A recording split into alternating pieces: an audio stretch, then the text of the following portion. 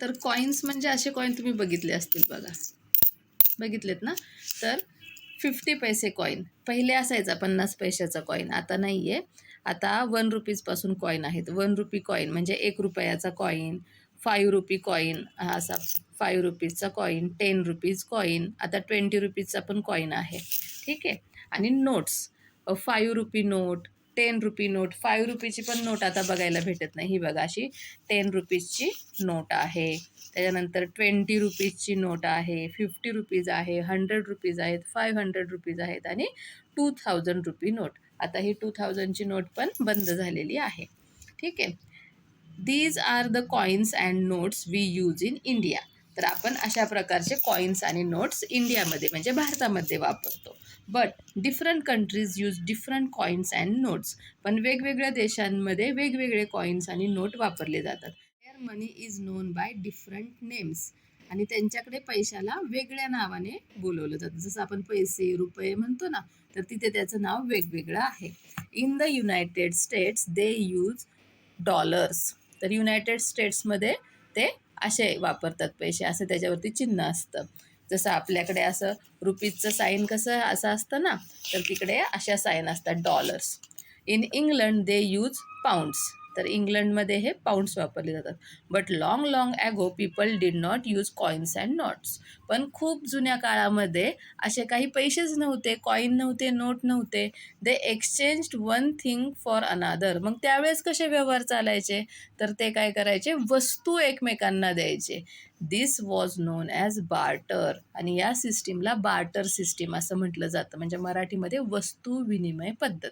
म्हणजे आता कोणाकडे समजा गहू असतील, कोणाकडे तांदूळ असतील, तर ते मग गव्हाच्या बदल्यामध्ये तांदूळ द्यायचे, असं एकमेकांना वस्तू. किंवा कुंभार मडकी बनवायचा, मग तो शेतकऱ्याला मडकं पाहिजे असेल तर तो त्या मडक्याच्या बदल्यात स्वतःकडचं धान्य द्यायचा. अशा प्रकारे तेव्हा तशी बार्टर सिस्टीम होती. It may seem unbelievable but long ago people even use special stones as money. आता याच्यावर तुम्हाला विश्वास बसणार नाही, पण खूप वर्षांपूर्वी लोक एक वेगळ्या प्रकारचा दगड आहे तो पैसे म्हणून वापरायचे. Imagine how difficult it must have been to carry this money. आता विचार करा, तो दगड पैसे म्हणून घेऊन इकडून तिकडे जाण्यासाठी किती डिफिकल्ट, किती अवघड आहे. त्याचं वजन केवढं होईल जर खूप सारे दगड असे पैसे म्हणून एकत्र गोळा केले तर. People also used bricks of salt, shells and cowries as money in the past. भूतकाळामध्ये लोक ब्रिक्स ऑफ सॉल्ट म्हणजे मिठाच्या विटा, शेल्स म्हणजे शिंपले, काउरीज म्हणजे कवड्या हे पैसे म्हणून वापरायच्या. They gave grains, farm produce, cattle, goats, chickens etcetera in return for things like clothes, tools and implements or as wages. तर कपड्यांच्या, अवजारांच्या, हत्यारांच्या किंवा जे वेजेस आहेत म्हणजे मजुरी द्यायची असेल, तर त्याच्या बदल्यामध्ये पैसे तर नव्हते तेव्हा, मग ते ग्रेन म्हणजे धान्य किंवा शेतामधलं काही उत्पादन असेल ते, गुरे, शेळ्या, कोंबड्या असं एकमेकांना द्यायचे.